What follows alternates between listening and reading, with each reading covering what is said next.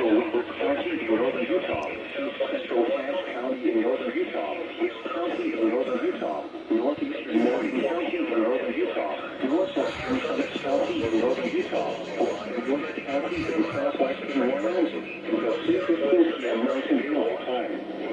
At 2:44 p.m. Mountain Daylight Time, severe thunderstorms were located along a line extending from 10 miles north of Franklin to 80 miles southwest of Woodland near Washington, with northeast at 55 miles per hour. 70 miles per hour winds. Source: 49 indicated.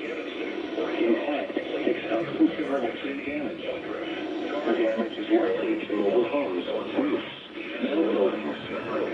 Locations impacted include Evanston, Orthodox, Blairtown, Garden City, Woodruff, Garden, Bear Lake, Dennis, Wallace, Castle Rock, Meadowville, Chickleville, and Lakota.